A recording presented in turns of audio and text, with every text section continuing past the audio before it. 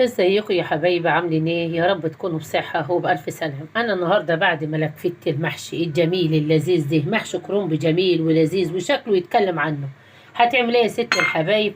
انا معايا يا حبيبتي زي ما بنوريك كده، بصي حبة صلصة من اللي هم بتوع التسبيكة اهو، حبة من بتوع التسبيكة بننزلهم انا كده على المحشي اهو كده. بنحط شوية التسبيكة دول على المحشي بتوع من المحشي اهو، ونحط كده ونحط بقى يا حبايبي الشوربة مع بعض.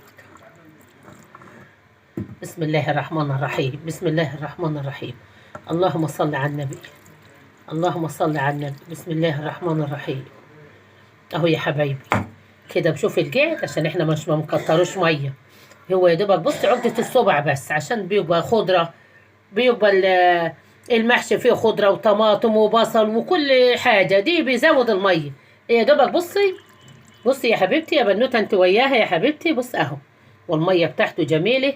وهنحط برضو ايه، عاوز نقطة كمان لسه اهو بس.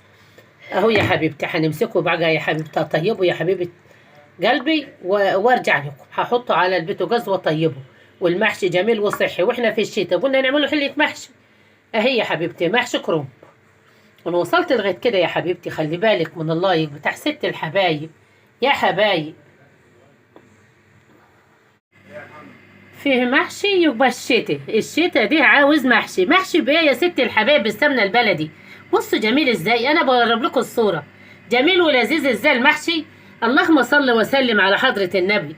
ايه الحاجات الجميله الحلوه دي يا ست الحبايب؟ شوفي بالسمنه الفلاحي، محشي كرنب جميل ولذيذ وشكله يتكلم عنه. عامله معاكم المحشي النهارده، اللهم صل وسلم وبارك على سيدنا محمد وعلى ال سيدنا محمد. ازيكم يا حبايبي؟ عاملين ايه؟ يا رب تكونوا في صحة وفي احسن حال. انا بشكر حبايبي جوا مصر وبشكر حبايبي بره مصر، انا بشكركم يا حبايبي الف شكر لدخولكم القناة والتفاعلكم معايا في القناة. ربنا سبحانه وتعالى يبارك فيكم ويبارك في اولادكم يا رب. عامله ايه النهارده يا ست الحباب؟ انا عامله المحشي الكرنب بالسمنه البلدي الجميل اللذيذ اللي شكله يتكلم عنه. شوف الجمال والحلاوه، بصي يا حبيبتي، بصي الجمال والحلاوه، المحشي جميل ازاي. اللهم صل على النبي، بصي اللهم صل على النبي يا ست الحباب على المحشي الجميل اللذيذ ده.